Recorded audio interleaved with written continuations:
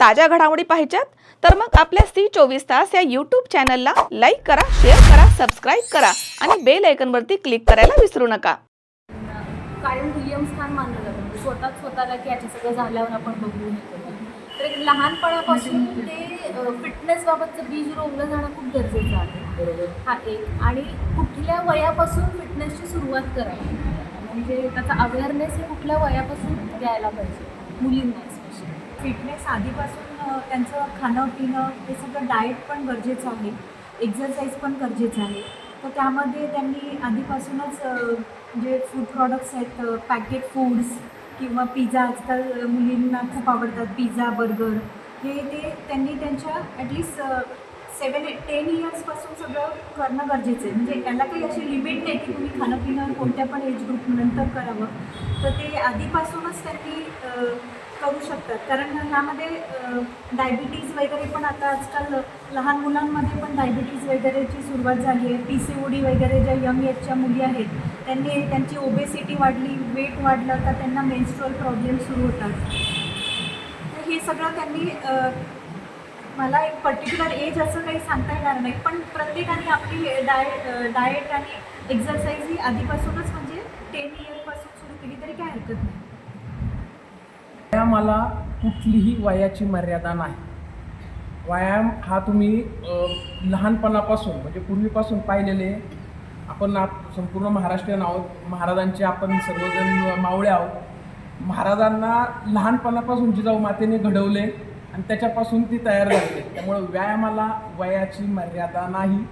त्यामुळे जेवढ्या अर्ली एजमध्ये, जसे जिम्नॅस्टिक आहे, आज आपण पाहतो की रशियन असतील किंवा अमेरिकन असतील, या जिम्नॅस्टमध्ये कितीतरी लहानपणापासून त्यांना फ्लेक्झिबिलिटी ट्रेनिंग्ज असतील.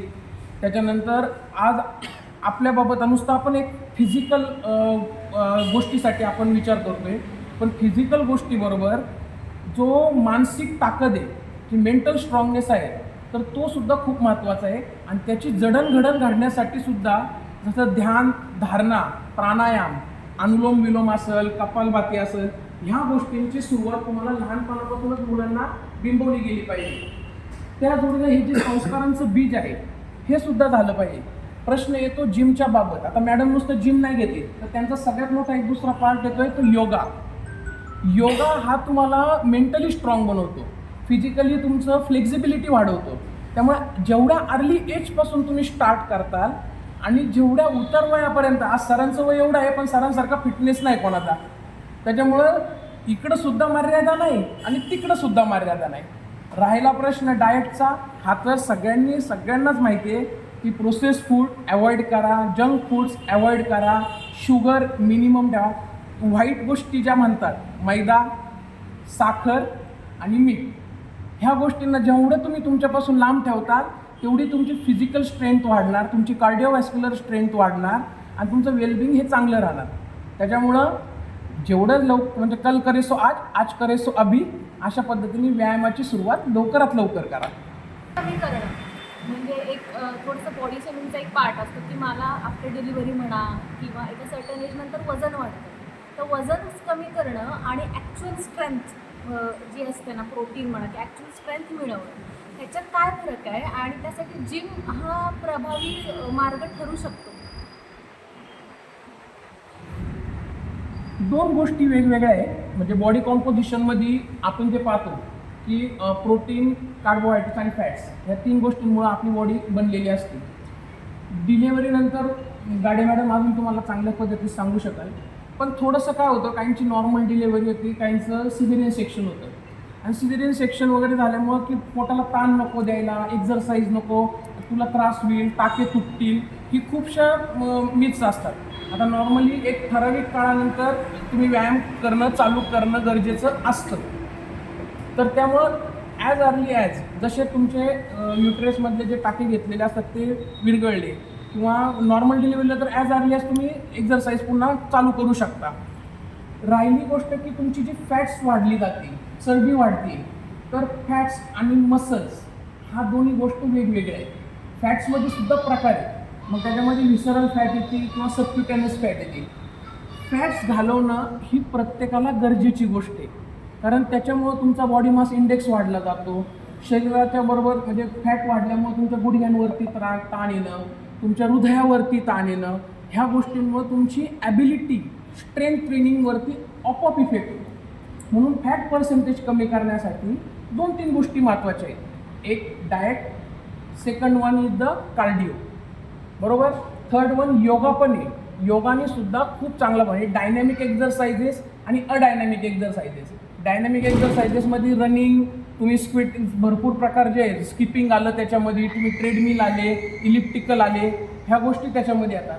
आणि अडायनॅमिकमध्ये कुठल्या येतात तर तुमचं प्राणायाम असतात, ज्या ठिकाणी फिजिकल ॲक्टिव्हिटी बरोबर तुम्ही प्राणायाम वगैरे हे करून तुमची कार्डिओवॅस्क्युलर स्ट्रेंथ आणि रेस्पिरेटरी स्ट्रेंथ ही तुम्ही वाढवली जाते. स्ट्रेंथ ट्रेनिंग ही दोन्ही गोष्टींनी येते. म्हणजे तुम्ही ज्यावेळेस ह्याला म्हणतात, जे आपण आता जिममध्ये पाहतोय ह्याला रेजिस्टन्स एक्झरसाइजेस म्हणतात. तुम्ही काहीतरी उचलताय आणि त्यामुळे तुम्ही मसलला स्टिम्युलेट करताय आणि मसलची पॉवर वाढवताय. हा सुद्धा वेट लॉस करण्याचा एक प्रकार आहे.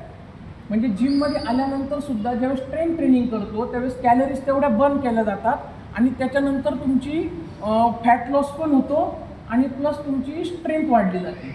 आणि ज्यावेळेस आपण रनिंग, वॉकिंग ह्यासारखे एक्झरसाइज करतो त्यामध्ये तुम्हाला रेस्पिरेटरी म्हणजे तुमचे लंग्स फंक्शन केले जातात, त्यामध्ये तुमचं हार्टचं फंक्शनिंग होतं आणि त्यामध्ये तुमचं ओव्हरऑल वेलबिंग पण तयार होतं. त्यामुळे दोन्ही गोष्टी बॉडीला गरजेच्या आहेत. म्हणून त्याचं डिवायडेशन करणं गरजेचं आहे. एकच गोष्ट नाही की बाबा नुसतं स्ट्रेंथ ट्रेनिंग, एकच स्ट्रेंथ ट्रेनिंग नाही, तुम्हाला कार्डिओ पण तेवढंच गरजेचं आहे, तुम्हाला वेट ट्रेनिंग पण तेवढंच गरजेचं आहे आणि तुम्हाला मेडिटेशन आणि मानसिक आरोग्यात राहण्यासाठी प्राणायाम आणि योगा ह्या सगळ्या तिन्ही गोष्टी गरजेच्या आहेत. ह्याचा जर काही योग्य मिलाप झाला तर तुम्ही आजारी तर पडणार नाही, म्हणजे आमच्याकडे येणार नाही आणि तुमचं स्वतःचं स्वास्थ्य हे खूप महत्त्वाचं आहे. म्हणजे आयुर्वेदामध्ये एक वाक्य आहे, एवढंच महत्त्वाचं आहे जेवढं आजाराला बरं करणे. आणि डिलिव्हरी नंतरचा जो लेडीजमधले जे प्रॉब्लेम्स होत आहेत त्याबद्दल कल्याणी मॅडम जे आहेत ते तुम्हाला अजून चांगलं मार्गदर्शन करतील. मॅम, शिजर झाल्यानं करू शकतो योगा वगैरे. सो कुठलीही नॉर्मल डिलिव्हरी असो, सिझेरियन सेक्शन असो, प्रेग्नेन्सी इन इटसेल्फ, प्रेग्नेन्सीमध्ये जेव्हा गर्भपिशवी मोठी होते किंवा त्याच्यामध्ये बाळ कॅरी करतो तेव्हा जे गर्भाशयाला सपोर्ट करणारे मसल्स असतात त्याला पेल्विक फ्लोअर मसल्स म्हणतात, ते वीक होतात. सो हे एक मिथ आहे की नॉर्मल डिलिव्हरी झाली की मग जास्त त्रास होतो किंवा खालचे मसल्स जास्त वीक होतात. नॉर्मल डिलिव्हरी असो किंवा सिझेरियन असो, तुम्ही प्रेग्नेंट आहात, तुम्ही प्रेग्नेन्सी 9व्या महिन्यापर्यंत कॅरी केली आहे, दॅट मीन्स तुमचं पेल्विक फ्लोअर मसल्स ते थोडेसे वीक झालेले आहेत. सो पोस्ट डिलिव्हरी आधी म्हणायची 1.25 महिना बाळंतीण असते. सो 1.25 महिना म्हणजे अराउंड 6 वीक्स. म्हणजे मॉडर्न सायन्स म्हटलं की कोणतीही भूल किंवा जखम भरून यायला 6 आठवड्यांचा कालावधी लागतो, म्हणून आधी म्हणायचं 1.25 महिना. सो 6 वीक्स हा जो पिरियड असतो त्यावेळी कम्प्लीट म्हणजे रेस्ट करणं गरजेचं आहे. प्रेग्नेन्सीमध्ये जे काय शरीरात बदल होतात ते सगळे नॉर्मल व्हायला, पूर्ववत यायला साधारण 1.5 महिना लागतो. ठीक आहे. तेव्हा तुमचे जॉईंट पेन्स होतात, तुम्हाला बॅकएक होतं, तर हे सगळं खूप कॉमन आहे, नॉर्मल आहे आणि यासाठी आधीपासून जे मालिश करणे किंवा जेंटल एक्सरसाइजेस वगैरे हे तुम्ही करू शकता. आफ्टर 6 वीक्स तुम्ही कार्डिओ किंवा वॉकिंग यासारख्या सिम्पल एक्सरसाइजेस तुम्ही चालू करू शकता. 1.5 महिन्यानंतर तुम्ही वॉक्स चालू करा, स्विमिंग सुरू करू शकता. आणि स्ट्रेंथ ट्रेनिंग जे आहे ते ऑलमोस्ट साधारण 2 ते 3 महिने झाले की मग तुम्ही पेल्विक फ्लोअर मसल्सचे एक्सरसाइजेस म्हणा, कोर मसल्स म्हणजे ॲब्डॉमिनल मसल्स असतात पोटाच्या, त्याचं स्ट्रेंथनिंग आणि पाठीच्या मसल्स ह्यांचं स्ट्रेंथनिंग करायला सुरुवात केली पाहिजे. का बरं? कारण पोस्टपार्टम म्हणजे नॉर्मल डिलिव्हरी असो का सिझर असो, almost every female will complain of backache. माझी पाठ दुखते आणि ती पाठ का दुखते? कारण सिझरमध्ये आम्हाला सुई दिली म्हणून आमची पाठ दुखते. माझ्या मानसतज्ञ त्याच्यामुळे मॅडमला फार वेळ, पण ते तसं ॲक्च्युली नाही आहे. जी पाठ दुखते ते पाठीच्या तुमच्या पोटाच्या मसल्स वीक झालेल्या आहेत. पाठीच्या कणाची स्ट्रेंथ जी आहे ती 2 गोष्टींवर अवलंबून आहे, पाठीच्या मसल्स आणि पोटाच्या मसल्स. पोटाचे मसल स्ट्रेच झाले आहेत. Now they are like an elastic rubber band जो असा पातळ झालेला त्याची स्ट्रेंथ गेलेली आहे. सो पाठ जी आहे ती पुढे खेचल्या जाते, स्पाईन जो आहे त्याचं कर्वेचर वाढतं आणि मग बॅकेट म्हणजे बॅकेट होत राहते. सो ते कसं करेक्ट करायचं तर पाठीच्या मसल स्ट्रॉंग करायच्या आणि पोटाच्याही मसल स्ट्रॉंग करायच्या. सो ही पेल्विक फ्लोअर एक्सरसाइजेस आणि कोर ॲब्डॉमिनल ॲब्स एक्सरसाइजेस वगैरे ज्या असतात त्या तुम्ही 3 महिन्यानंतर सुरू करू शकता. Go slowly, listen to your body. अगदी सुरुवातीपासूनच खूप एक्झर्ट करायची गरज आहे. पण हळूहळू थोड्या थोड्याने सुरू करा आणि मग देन डेव्हलप म्हणजे तुम्ही हळूहळू स्ट्रेंथ ट्रेनिंग वाढवू शकता. पहिले तुम्हाला थोडा वेळ जमेल, नंतर जास्त वेळ जमेल, पण हे प्रत्येक स्त्रीला हे प्रेग्नन्सीनंतर हे करणं गरजेचं आहे. त्याच्यातून तुम्हाला बरेच लॉंग टर्म बेनिफिट्स होतील. तुमचा पाठीचा कणा स्ट्रॉंग राहील. अनेक वर्ष तुम्हाला पाठीच्या कण्याच्या डॉक्टरांकडे जायची गरज पडणार नाही जर तुम्ही आधीपासून एक्सरसाइजेस नीट केल्या तर. आणि नंतर जे गर्भपिशवी खाली सरकणे किंवा प्रोलॅप्स किंवा लघवीच्या ठिकाणी लघवी सुटणे वगैरे असे जे कॉम्प्लिकेशन्स होतात डिलिव्हरीनंतर, हे सुद्धा फार कमी होतात जर तुम्ही पोस्ट डिलिव्हरी लवकर तुम्ही पेल्विक फ्लोअरच्या एक्सरसाइजेस आणि कोअर एक्सरसाइजेस चालू केल्या.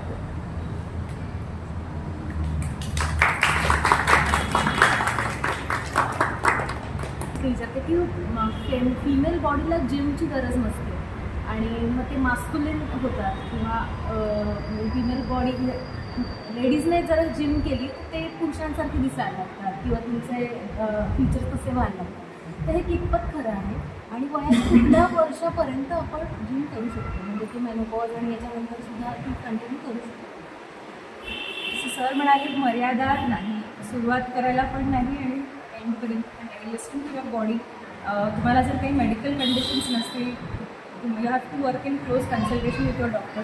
ते तुमच्या मेडिकल कंडिशन तुम्ही मेडिकली फिट असाल तर तुम्ही वयाच्या तुमच्या कितीही वयापर्यंत तुम्ही जिम किंवा ह्या एक्सरसाइजेस करू शकता. Actually it should be a part of your lifestyle. आणि राहिला प्रश्न मस्क्युलाईन होण्याचा, तर तो मसल डेव्हलप करणं हे प्रत्येक ह्युमन बीइंगसाठी गरजेचं आहे. ठीक आहे, कारण एका पर्टिक्युलर एजनंतर मग तुम्ही बाकीच्यांना कंप्लेंट होतात, पाठीचा कणा स्लिप डिस्क होते, पाठीच्या कणाला त्रास होतो, सांधे दुखतात, गुडघे दुखतात, स्टिफनेस येतो. हे सगळं अवॉइड करायचं असतं आणि ते स्त्रियांमध्ये जास्त कॉमनली का आढळून येतं. म्हणजे मला फार स्त्रियांमध्ये जास्त हे कंप्लेंट्स असतात की हे होतं आहे, ते होतं आहे, मला ते काम करायला त्रास होते, पण तेच पुरुषांमध्ये हे कंप्लेंट्स थोडे कमी असतात. प्रॉबब्ली बिकॉज स्त्रिया स्ट्रेंथ ट्रेनिंगविषयी तेवढ्या अवेअर नाही आहे आणि ते न केल्यामुळे मग हे म्हणजे लवकर त्यांना सांधेदुखी, गुडघेदुखी, पाठीच्या कणाचे त्रास त्यांना लवकर होतो. सो स्त्रियांनी डेफिनेटली स्ट्रेंथ ट्रेनिंग केलंच पाहिजे. त्यांच्या लॉंग टर्म फिटनेससाठी आणि चांगलं आयुष्य जगायचं असेल, म्हातारपणात सुद्धा कोणाची मदत न घेता जगायचं असेल तर डेफिनेटली स्ट्रेंथ ट्रेनिंग इम्पॉर्टंट आहे. आणि तिचा प्रश्न असा आहे की बॉडी बनते का लेडीजची? लेडीजची बॉडी बेसिकली तुमचा जो प्रश्न आहे की एक्झरसाईज जर का जिम ट्रेनिंग केलं तर त्याच्यानंतर स्त्रीचा नाजूकपणा जाऊन त्याच्यामध्ये पुरुषी काही फीचर्स मसल्स असे येतात. तर सगळ्यात महत्त्वाची गोष्ट सांगतो तुम्हाला, फिटनेस इंडस्ट्री जी म्हणजे आता ही बॉडी बिल्डिंग इंडस्ट्री ह्याच्यामध्ये दोन प्रकार आहे. ह्याच्यामध्ये एक नॅचरल बॉडी बिल्डर्स असतात आणि एक काही स्टिरॉइड घेऊन जे मसल्स तयार केले जातात, तर तो प्रकार येतो. खूपशे जसं आता जेंट्सची बॉडी बिल्डिंग स्पर्धा असते तशीच तुम्ही लेडीजची बॉडी बिल्डिंग स्पर्धा पण पाहत आहेत. आता एक आपण रिसेंटली खूप यूट्यूबवरती व्हिडिओ पाहतोय की एक आपल्या ताई आहेत पोलीसमध्ये, त्यांनी खूपशे पदक मिळवलेले बॉडी बिल्डिंग क्षेत्रामध्ये. परंतु बहुतेक नाही, मॅक्झिमम टाईम ज्या प्रकारचे मसल्स डेव्हलपमेंट पाहिजे ती घेण्याकरता भरपूर वेळा तुम्हाला स्टेरॉइडचा उपयोग केला जातो. टेस्टोस्टेरॉनचे इंजेक्शन्स घेतले जातात. Testosterone is a male hormone आणि मग टेस्टोस्टेरॉन ज्यावेळेस लेडीजमध्ये कसं असतं, इस्ट्रोजन आणि प्रोजेस्टेरॉन ह्या दोन गोष्टींचं प्रमाण असतं आणि टेस्टोस्टेरॉन असतं पण त्याचं प्रमाण कमी असतं. परंतु जसं एक्सटर्नल टेस्टोस्टेरॉन घेतलं जातं प्रमाण असतं आणि टेस्टोस्टेरॉन असतं पण त्याचं प्रमाण कमी असतं. परंतु जसं एक्सटर्नल टेस्टोस्टेरॉन घेतलं जातं तसं तुमची मेन काही फीचर्स असतात, मसल डेव्हलपमेंट वगैरे हे होतात. आता मॅडम पण सांगतील की हॉर्मोनल चेंजेस ज्यावेळेस मेनोपॉज नंतर होतात त्यावेळेस थोडेसे टेस्टोस्टेरॉनचं प्रमाण वाढल्यामुळं काहींना दाढी येणं किंवा हे ह्याला हिर्सुटिझम नावाचा प्रकार होतो की जो हॉर्मोनल इम्बॅलन्समुळे होतो. त्यामुळं जे मेल्ससारखे जे फीचर्स येतात ते हॉर्मोन्स घेतल्यामुळं होतात, नॉर्मल एक्झरसाइज केल्यामुळं होत नाही. निसर्गाने शेवटी हा कुठंतरी एक फरक ठेवलेला आहे. म्हणजे हा डोक्यातून विचार काढून टाका की एक्झरसाइज केल्यामुळे आम्ही पुरुषांसारखे होऊ. तो निसर्गाने बाप्पाने आपल्याला थोडासा जो बॅलन्स करण्याकरता केलेला आहे तो ठेवलेला आहे. त्यामुळे हे मिथ आहे की एक्झरसाइज केल्यामुळं असं काही होत नाही. ओके, असा प्रश्न तुम्ही विचारला पाहिजे. कुठल्या लेडीजला सगळ्यात जास्ती गरज, म्हणजे गरज तर आहे पण सगळ्यात जास्ती गरज कधी एक्झरसाईजची? तर मॅडम मला वाटतं तुम्ही याचं उत्तर द्या की मेनोपॉज नंतर जसं तुमचे हॉर्मोनल चेंजेस होतात, ज्यावेळेस तुमचं कॅल्शियम मेटाबॉलिझम डिस्टर्ब होतं आणि त्याच्यामुळे तुमच्या बोन डेन्सिटीला इफेक्ट होतं. कारण सगळ्यात मोठं एक साधं सुद्धा गणित आहे, तुम्ही ज्यावेळेस तरुण असता, मुलांचं आता साधारणतः आपण पाहतो की 20-22व्या वर्षी तुमचं लग्न होतं, 2 मुलं होता 26, 27, 28 कुठेतरी येतात. मुलांची शिक्षण 12वी ग्रॅज्युएशन करता करता तुम्ही कुठंतरी 40-45ला येतात. तुमचं स्वतःकडे लक्ष नाही, काहीच नाही. त्याचा डब्बा करणं, त्याच्या शाळेचा अभ्यास करणं, त्याच्या मीटिंग्ज अरेंज करणं, नवऱ्याचं काळजी घेणं, ह्याच्यामध्ये स्त्री स्वतःला पूर्णपणे विसरून जाते. आणि जसा मेनोपॉज येतो तुमच्या जबाबदाऱ्यांमधून तुम्ही कुठंतरी मुक्त व्हायला सुरुवात झालेली असती की हे कॅल्शियम मेटाबॉलिझम कमी होणं, कॅल्शियम तुमच्या बॉडीमध्ये कमी होणं, व्हिटॅमिन डी कमी होणं, शाकाहारी असेल तर व्हिटॅमिन B12 तुमचं कमी होणं आणि मग गुडघे दुखायला लागतात, पाठ दुखायला लागतील, हे होतं. म्हणजे मेन जो पार्ट येतोय ज्यावेळेस तुम्हाला स्वतःकडे लक्ष द्यायला सुरुवात होती त्यावेळेस तुम्ही कुठं असतात तर मेनोपॉजच्या उंबरठ्यावरती. त्या मेनोपॉजमध्ये काय मी नक्की केलं पाहिजे, कसे एक्झरसाईज केले पाहिजे आणि सप्लिमेंट्स काय घेतले पाहिजे, हा पार्ट सगळ्यात महत्त्वाचा आहे. मला वाटतं गाडी मॅडम तुम्ही उलट ह्याच्यावरती अजून एक एक्स्ट्रा फोकस द्या. सो मेनोपॉजमध्ये मेन शरीरातलं इस्ट्रोजन नावाचं जे हॉर्मोन आहे ते फेमिनिझमसाठी, म्हणजे तुम्ही जसे आहात फेमिनाईन बॉडीसाठी इम्पॉर्टंट असतं, तर इस्ट्रोजन नावाचं हॉर्मोन कमी व्हायला लागतं. ओव्हरीज जे असतात किंवा अंडाशय त्याच्यातनं हे हॉर्मोन तयार होतात, त्या अंडाशय काम त्यांचं बंद करतं. सो इस्ट्रोजनचं खूप इम्पॉर्टंट एक हे पण काम असतं की बोन डेन्सिटी मेंटेन करणं. आपण जे काय खातो त्याच्यातनं कॅल्शियम जे ॲब्झॉर्ब होतं शरीरामध्ये ते बोनपर्यंत पोहोचवणं किंवा बोनला त्याचं बोनमध्ये ते ॲब्झॉर्ब करून घेणं हे पण काम इस्ट्रोजनचं असतं. सो जेव्हा मेनोपॉज येतो इस्ट्रोजन शरीरातलं कमी होतं तेव्हा बोन डेन्सिटी कमी होते, कॅल्शियम म्हणजे ॲब्झॉर्प्शन कमी होऊन जातं. मग अशा वेळी तुम्हाला कॅल्शियम सप्लिमेंट्स घेणं गरजेचं आहे. तुमचं बोन डेन्सिटी मेजरमेंट पिरियॉडिकली व्हायला पाहिजे. कॅल्शियम सप्लिमेंट्सबरोबर व्हायटमिन डी सप्लिमेंटेशन पण इम्पॉर्टंट आहे, कारण व्हिटॅमिन डी जे आपण कॅल्शियम खातो ते शरीरात म्हणजे फूडमधनं ॲब्झॉर्ब करून बोनपर्यंत पोहोचवण्याचं काम व्हिटॅमिन डी करतं. शिवाय अनेक बाकीचे काही मेडिकेशन्स येतात आणि शिवाय HRT म्हणून एक हॉर्मोन रिप्लेसमेंट थेरपी पण असते की जी मेनोपॉझल विमेनने ज्यांना तो त्रास सहन होत नाही आहे किंवा त्यांना खूप सिम्पटम्स जास्त प्रमाणात आहे मेनोपॉजचे, त्या लोकांना आम्ही सप्लिमेंटरी इस्ट्रोजन काही काळासाठी आम्ही देऊ शकतो. त्याच्याने सुद्धा बोन डेन्सिटी मेंटेन. सो आणि शिवाय स्ट्रेंथ ट्रेनिंग तर तिथं आहे जी वयाची 30-35 नंतर प्रत्येकाने सुरू केली पाहिजे. ते सुद्धा तुम्ही कंटिन्यू करायला पाहिजे, कारण वेनेवर युअर एक्सरसाइजिंग तुम्ही तुमच्या मसल्सबरोबर तुमच्या बोन्सला पण एक्सरसाइज करत त्यांना पण स्टिम्युलेट करताय. तुमचे बोन्ससुद्धा स्ट्रॉंग होतील along with your muscles. So that should be done. मेव परित्यज्यम शरीरमनुपालय शरीरस्य प्रणष्टस्य सर्वमेव विनश्यति. म्हणजे सगळं काही सोडा आणि स्वतःच्या शरीराची काळजी घ्या, कारण शरीरच गेलं तर सगळंच नष्ट पावतं. आणि लेडीज ह्या अख्ख्या कुटुंबाचा नाही, संपूर्ण विश्वाचा मूळ आहे. लेडीजच्या नंतरच उत्पत्ती आहे. आज एक म्हणजे त्याच्यातून पूर्ण विश्वाची उत्पत्ती म्हणा, त्या कुटुंबाची उत्पत्ती म्हणा, एक नवीन जन्म त्या स्त्रीमधून तयार झालेला असतो. त्यामुळं तिची काळजी घेणं ही नुसती तिची स्वतःची नाही तर त्या कुटुंबाची सुद्धा जबाबदारी आहे. त्यामुळं तुम्हाला तुमचा टायमिंग काढून देणं हे सुद्धा तुमच्या कुटुंबाची जबाबदारी आहे. त्यामुळं हा जो व्हिडिओ असेल हा तुमच्या घरी पण दाखवा आणि आम्हाला दिवसातून एक ठराविक वेळ हा आमच्या स्वतःसाठी आहे, तो हक्काचा आहे.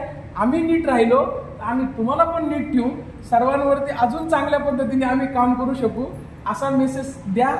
आणि तुमच्या सेवेसाठी तर मॅडम आहेतच आणि मी मॅडमचे भरपूर योगाचे पण व्हिडिओ पाहिले आहेत, एक्झरसाईजचे पाहिले आहेत. माझी मिसेस स्वतः इथली मेंबर आहे, त्याच्यामुळं मला पाहतोय की खूप छान आहे. तर मॅक्झिमम मॅडमला जेवढं अजून तुम्हाला इथं क्राऊड आणता येईल तेवढं मॅक्झिमम क्राऊड आणा. आणि फिट इंडिया जी मोदींची मुवमेंट आहे त्याला आपण कुठंतरी सुरुवात ह्या आपल्या फिटनेस क्लबपासून करूया. आणि फिट मंचर हा आजपासून एक टार्गेट ठेवूया, फिट मंचर अशा पद्धतीने हे करून सर्वजण आज आपण इथं आलेले आहेत. त्याबद्दल तुमचा आभार. आणि अजून मॅडम 2 मिनटं तुम्ही शब्द बोला. आप बात करिए. आप कैसे करेंगे उसके बारे में बोल दीजिए। तो मुझे ये बोलना है, मुझे जो बोलना था सब सर मैम ने सब बोल दिया। सभी जो भी मुझे जितना आता है सभी इनको भी उनको, क्योंकि मैं बोल रही हूँ तो आप लोगों को समझ में नहीं आता, क्योंकि मैं एक कॉमन लड़की हूँ, एक ट्रेनर हूँ, लेकिन यहाँ पे डॉक्टर लाने का एक ही मकसद है कि इनका सुनो, एटलीस्ट इनका तो सुनो, इनका सुन के एटलीस्ट जिम में आओ, वर्कआउट करो। मेरे ऐसे बहुत क्लाइंट है, मैं बोल बोल के थक चुकी हूँ फिर भी नहीं आते। तो ये आज जो कुछ भी मैंने यहाँ पे अरेंज जितना भी किया है, इनको लाके करने का एक ही मकसद है कि लड़की के अंदर वो अवेयरनेस आए कि वो वर्कआउट करे, जिम में आए, कुछ ना करे, मिनिमम ट्रेडमिल तो करे पूरा दिन भर में। मुझे अभी कुछ नहीं बोलना है, मुझे इसको 1 साल बाद मुझे बोलना है, क्योंकि मैंने जो चालू किया, मुझे जो करना है, कुछ नहीं बोलना है, मुझे इसको 1 साल बाद मुझे बोलना है, क्योंकि मैंने जो चालू किया, मुझे जो करना है वो 1 साल बाद ही उसका रिजल्ट आएंगे। मुझे ऐसा लग रहा है यहाँ से मेरा स्टार्टअप है, 1 साल बाद मैं फिर से ये मैं ऐसा प्रोग्राम रखूँगी, फिर मैं कुछ ना कुछ बोलूँगी। आप लोगों की सहायता चाहिए, बस इतना ही बोलना है मुझे। और एक अजून प्रश्न असतो लेडीजचा अजून एक प्रश्न असतो जिममध्ये जॉईन केल्यानंतर की फॅट लॉस करायचा की वेट लॉस करायचा, तर हा त्यांच्यामध्ये एक कन्फ्युजन असतं की नक्की काय लॉस करायचं असतं। हां, तर हे मोस्टली कॉमन लेडीजचा प्रश्न असतो की वेट लॉस आणि फॅट लॉसमधला फरक त्यांना लक्षात येत नसतो। पुन्हा 2 गोष्टी, मसल्स आणि फॅट्स ह्या गोष्टी वेगवेगळ्या आहेत। फॅट लॉस करणं ही गरजेची गोष्ट आहे, परंतु फॅट लॉस करताना तुमचा मसल लॉस नाही पाहिजे, तुमची बोन डेन्सिटी कमी नाही झाली पाहिजे, तुम्हाला विकनेस नाही आला पाहिजे।